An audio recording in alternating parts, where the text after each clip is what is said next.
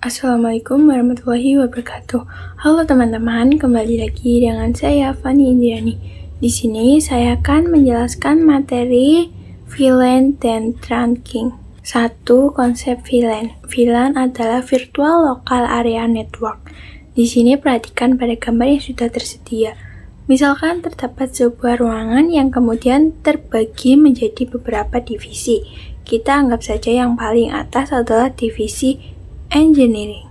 Untuk yang tengah adalah programming dan yang paling bawah adalah marketing. Kemudian untuk yang engineering, katakanlah memiliki VLAN 10 untuk programming, 20 dan marketing memiliki 30. Kemudian masing-masing VLAN memiliki IP. Untuk engineering, IP-nya adalah 192.168.10.0/24 dan untuk programming 192.168.20.0/24. Dan terakhir untuk marketing IP-nya 192.168.30.0/24. Jadi dapat disimpulkan bahwa masing-masing divisi memiliki network yang berbeda. Nah, nantinya masing-masing PC akan tersambung dengan switch. Kemudian misalkan bandwidth yang dibutuhkan engineering adalah 10 MB, lalu untuk programming misalkan 20 MB dan marketing adalah 30 MB.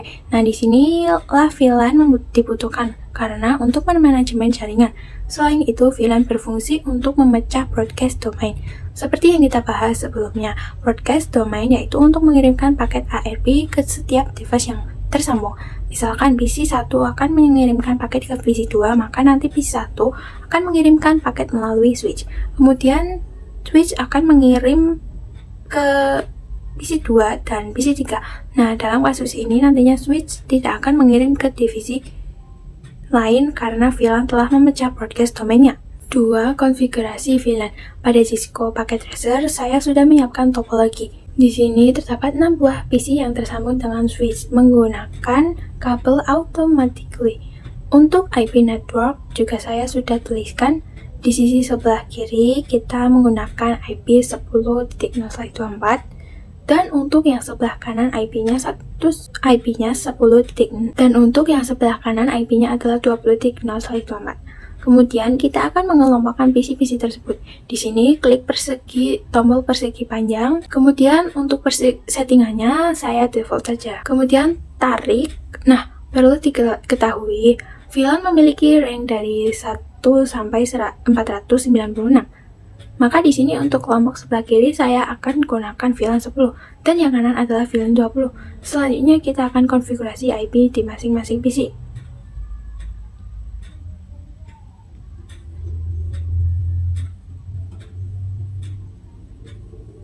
Jika sudah, kita bisa cek koneksinya. Perhatikan di sini akan memberikan keterangan semuanya successful. Namun jika kita coba PC 1 ke PC 4, maka akan memberi keterangan failed karena ke PC 2 berbeda network. Maka kita bisa konfigurasi pada switch, kita CLI untuk melakukan konfigurasi VLAN. Kita masuk ke mode privilege. Lalu ke global mode.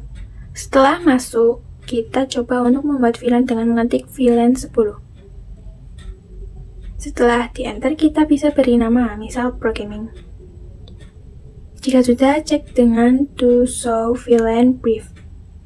Dapat dilihat bahwa saat ini sudah ada VLAN 10. Namun, perlu diketahui bahwa secara default semua port di switch ini menggunakan VLAN 1.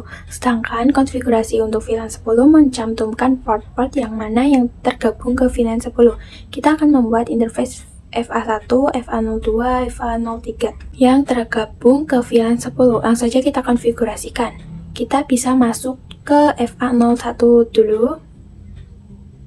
Kemudian ketikkan switch port akses VLAN 10. Kemudian jika sudah, kita cek menggunakan to show VLAN brief. Maka FA01 sudah masuk ke VLAN 10.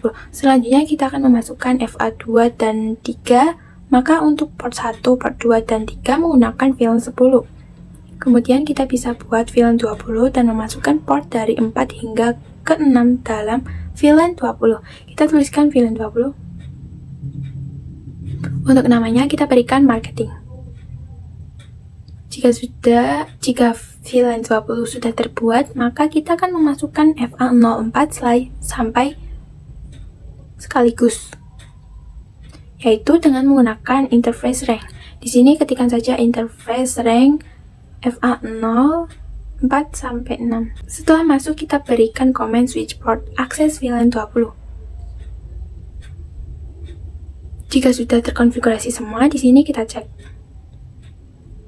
Nah, bisa dilihat di sini sudah terdapat VLAN 20 dan tercantum juga port mana saja yang menggunakan VLAN 20. Lalu kita bisa lihat bagaimana ARP table-nya. Namun sebelum itu kita bisa hapus ARP-nya terlebih dahulu. Karenanya kita telah mencoba tes koneksi dengan mengetik ARP mintik dan lakukan hal yang sama pada ke semua PC. Jika sudah, pada switch juga kita hapus. Di sini setelah masuk ke multi privilege, kita masukkan command clear MAC address table. Dan untuk memastikan bisa kita cek show MAC address table. Nah, di sini sudah tidak ada. Selanjutnya klik simulation.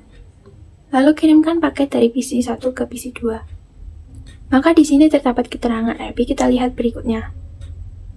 Kemudian di sini PC 1 akan mengirimkan paket ke switch, lalu dari switch akan mengirimkan ke PC 2 dan 3, namun switch tidak akan paket ke PC 4, 5, 6 karena mereka sudah berbeda network dan VLAN sudah berget domainnya.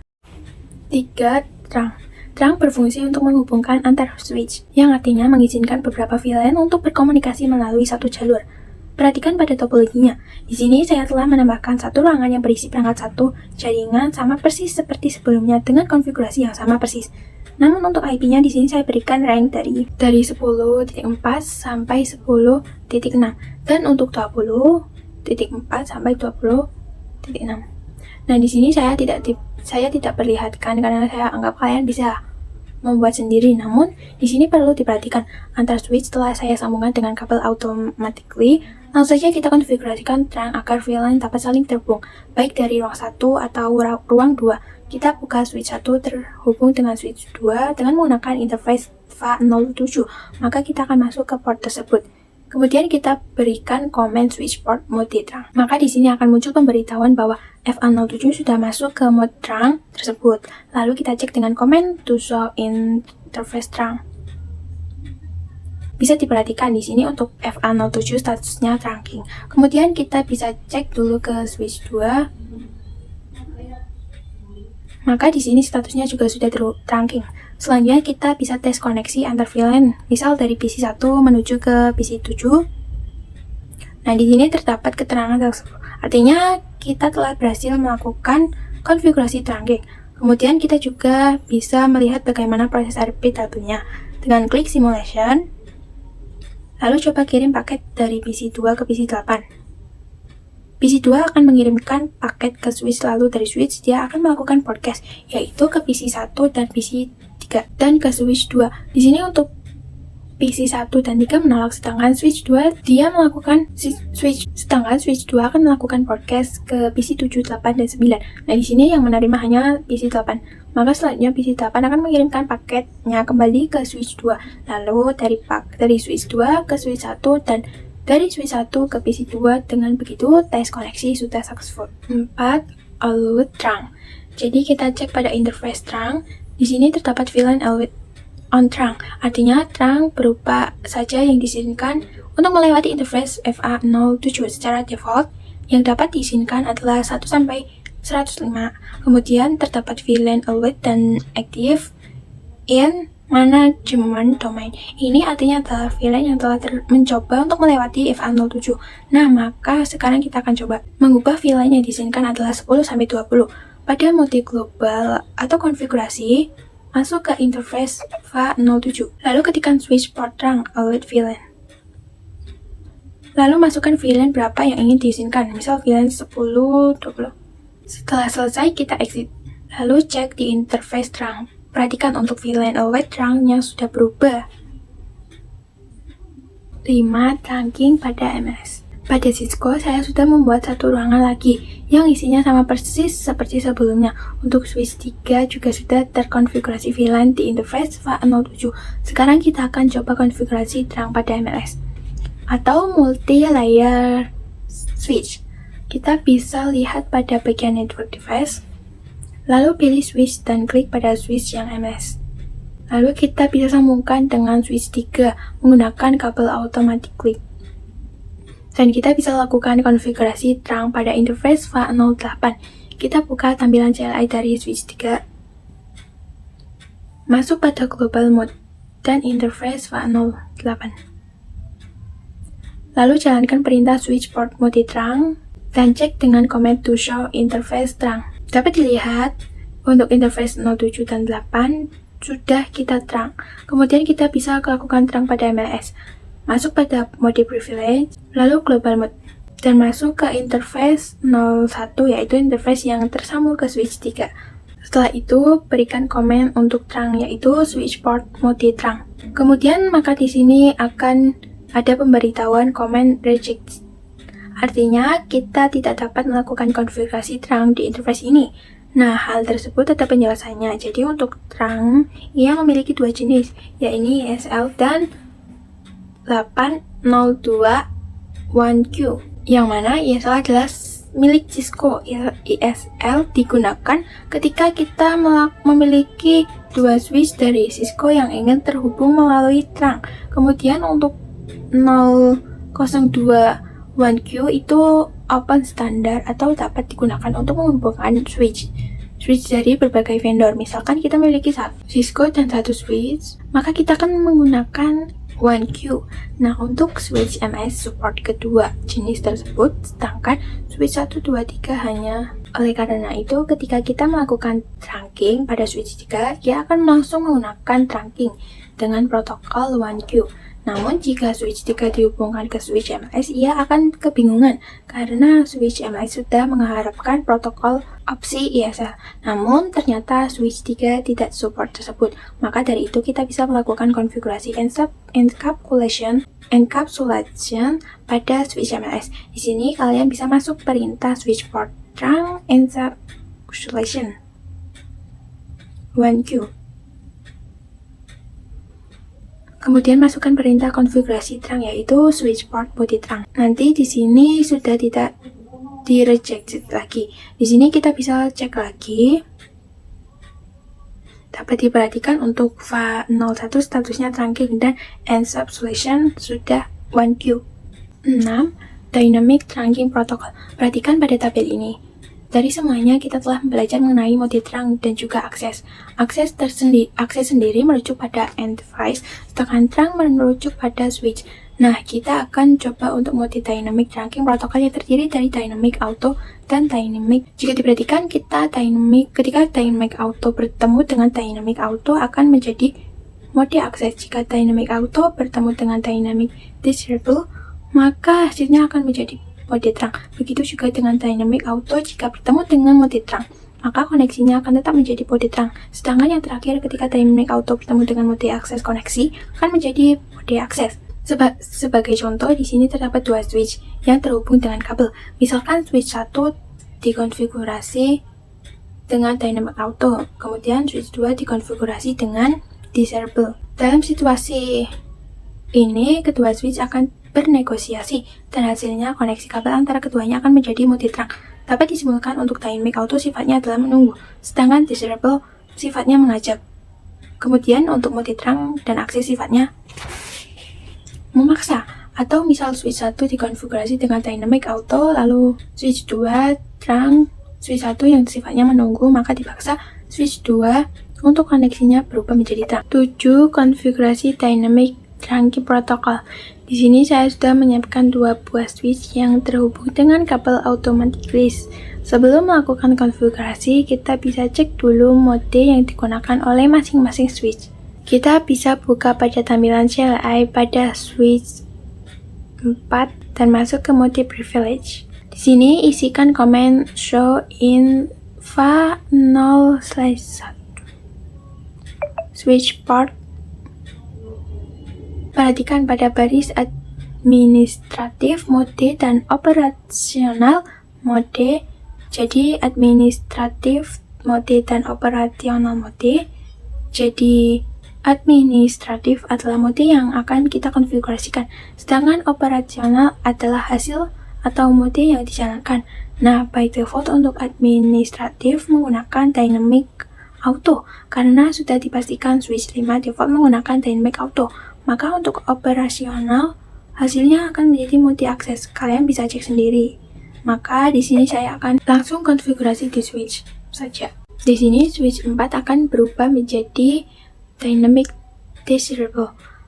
Masuk ke dalam interface yang terhubung dengan switch 5, yaitu FA01. Lalu berikan komen switch port mode Dynamic Desirable. Untuk mengecek, kita bisa exit dulu. Nah, di sini perhatikan pada bagian administratif telah berubah menjadi Dynamic Desirable. Maka untuk bagian operasional pun berubah menjadi terang. Karena switch 5 masih menggunakan Dynamic Auto yang sifatnya telah menunggu. 8. Untagged dan tagged. Untuk mempermudah penjelasan mengenai untagged dan tagged, pada switch kita bisa menggunakan mode simulation. Setelah mengirim paket dari PC 11 ke PC 17, kita next hingga pada bagian switch mengirimkan ke switch lain. Di sini kita bisa klik pada RPW-nya. Nah, di sini terdapat keterangan 1Q yang mana ia disebut dengan tagged, sedangkan untagged kita jika RP-nya sudah tidak terdapat 1Q. 9. Native LAN. Native LAN adalah paket yang tidak perlu di-reget. Bisa kita lihat pada switch 1. Setelah memberikan komen to show interface strong, di sini dapat diperhatikan ada yang namanya native LAN. Dan by default native VLAN-nya adalah 1. Nah, di sini kita akan coba untuk mengganti native VLAN tersebut. Langsung saja kita coba konfigurasi pada ruangan 2 dan 3. Masuk pada tampilan CLI milik switch 2. Kita masuk ke mode global. Kemudian masuk ke interface yang tersambung ke switch 3, yaitu FA08. Kemudian ketikkan komen switch port terang native VLAN 20.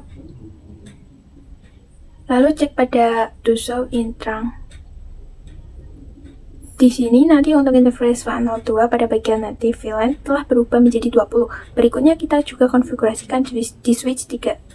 Untuk caranya sama persis, hanya perhatikan pada bagian interface mana yang akan dikonfigurasi.